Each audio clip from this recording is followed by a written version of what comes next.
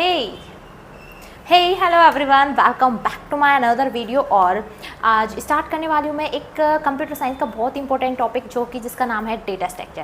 Data structure आपका BCA unit का भी पार्ट है एंड आप टीसीएस या किसी भी अदर कंपनी का कुछ कंप्यूटर साइंस से रिलेटेड कोई भी एग्ज़ाम देते हो तो उसमें भी आपका डेटा स्ट्रक्चर का पार्ट जरूर इंक्लूडेड होता है। तो आज जो मैं स्टार्ट करने वाली हूँ वो मैं बीसीए का फर्स्ट यूनिट बीसीए फर्स्ट में जो डेटा स्ट्रक्चर सब्जेक्ट है उसकी फर्स्ट यूनिट स्टार्ट करने वाली हूँ। तो स्टार्ट करते हैं वीडियो को बिना देरी करे। For more video like and subscribe. तो मैं टॉपिक अपना स्टार्ट करती हूँ जो कि आज का हमारा टॉपिक होने वाला है डेटा स्ट्रक्चर। जैसे कि आपको स्क्रीन पर दिख रहा होगा ये आपकी यूनिट 1 है बीसीए में सेमेस्टर में डेटा स्ट्रक्चर की यूजिंग एंड C++। सबसे पहले introduction of data structure. Data structure होता क्या है सबसे पहले हम ये जान लेते हैं, क्योंकि हम जिस टॉपिक को पढ़ रहे हैं उसके बारे में हमें पता होना चाहिए। एक रफली लैंग्वेज में मैं आपसे बात करूँ तो डेटा स्ट्रक्चर क्या है। डेटा स्ट्रक्चर का मतलब होता है कि एक किसी भी चीज़ को हम किस तरह स्टोर कर रहे हैं। डेटा स्ट्रक्चर का मतलब होता है कि डेटा को स्टोर करने का या ऑर्गेनाइज करने का तरीका, कि हम उसे किस तरह कैसे स्टोर कर रहे हैं। सपोज आपके पास कोई बॉक्स है और आप उसमें कुछ काफ़ी सारा सामान स्टोर करना चाहते हो, तो आपको अलग अलग सामान स्टोर करना है, बट एक सीक्वेंस में, किस वे में, किस तरह से आपको उसमें सामान स्टोर करना है ये आपके ऊपर डिपेंड करता है। तो इसमें हम हेल्प लेते हैं डेटा स्ट्रक्चर की, कंप्यूटर में सभी चीज़ों को ऑर्गेनाइज करने के लिए या तरीके में सीक्वेंस में लगाने के लिए।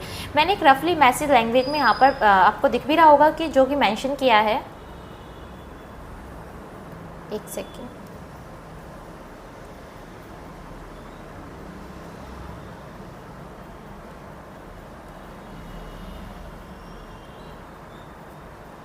तो a data structure is a way storing and organizing and managing data। Data structure क्या है? स्टोर करने का, ऑर्गेनाइज करने का और मैनेजिंग करने का तरीका है डेटा को। सो इसलिए it can access and use efficiently. इसका ये क्या काम करता है कि हमारा जो भी टाइम है उसे थोड़ा सेव कर लेता है। लाइक आपको किसी लाइब्रेरी में बुक देखी होंगी आपने, एक बहुत ही प्यारे सीक्वेंस में स्टोर होती है। जैसे कि यहाँ पर बीसीए डिपार्टमेंट के है, यहाँ पर बीएससी डिपार्टमेंट के है, यहाँ पर बीकॉम डिपार्टमेंट के है। एंड देन उसमें एक सीक्वेंस होता है कि आपको मैथ्स की बुक चाहिए तो मैथ्स के अलग अलग राइटर मिलेंगे प्रॉपरली। फिर सेपरेट नेक्स्ट बॉक्स में आपको सेपरेटली अगर आपको डेटा स्ट्रक्चर की बुक चाहिए तो डेटा स्ट्रक्चर की मिलेगी अलग अलग राइटर से रिलेटेड।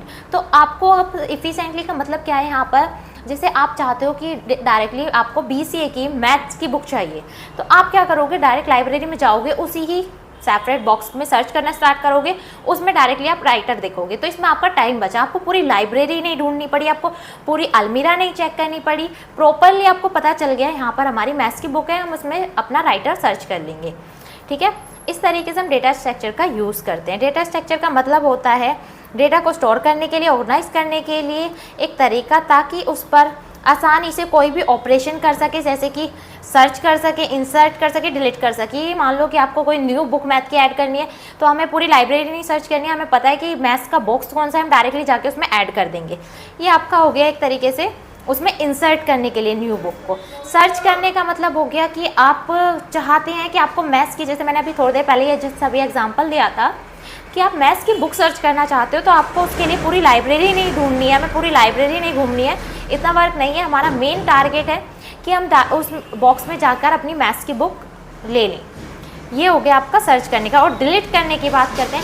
सपोज एक कमांड मिली है आपको कि आपको वहाँ से डेटा स्ट्रक्चर की सारी बुक्स हटानी है या फिर रफ करनी है, बॉक्स खाली करना है, किसी भी तरह हमें वहाँ से वो बुक्स हटानी है, तो हम उसके लिए भी सेम प्रोसेस की पूरी लाइब्रेरी नहीं सर्च करेंगे, डायरेक्टली उस लोकेशन पर जाएंगे और अपनी मैथ्स वगैरह जिस चीज़ की बुक का आपको ऑर्डर मिला है हटाने के लिए आप उस बुक को लोगे और हटा दोगे। ये आपका एक तरीके से डिलीट का काम हो गया, डेटा में से डिलीट करना। एक मैंने एक रफली एग्जांपल लिया, इसका हम कोडिंग की लैंग्वेज में प्रोफेशनली एग्जांपल भी देखते हैं। सबसे पहला एग्जांपल है लिस्ट ऑफ नेम्स।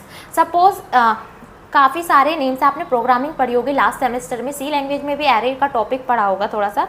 तो हम काफ़ी सारे नेम स्टोर करना चाहते हैं तो उसके लिए हम एरे का यूज़ करते थे, प्रोग्रामिंग में करते भी हैं, ऐसा नहीं थे, मतलब सी लैंग्वेज में एरे का यूज़ करते हैं नेम स्टोर करने के लिए। एक साथ हमें काफ़ी सारे नाम स्टोर करने हैं।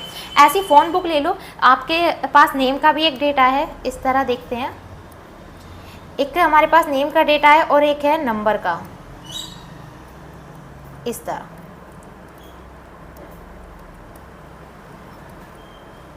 ये कॉन्टैक्ट नंबर समझो आप यहाँ पर 321124। यहाँ पर हमारे पास काफ़ी सारे नेम है। अब सपोज़ मुझे सर्च करना है डायरेक्टली कि मुझे बी का कॉन्टैक्ट नंबर चाहिए, तो हम क्या करेंगे, डायरेक्टली बी के कॉन्टैक्ट नंबर पे सर्च करके उसे फाइंड कर सकते हैं इस तरह। ओके, तो हमारा फ़ोन बुक का एग्जाम्पल हो गया।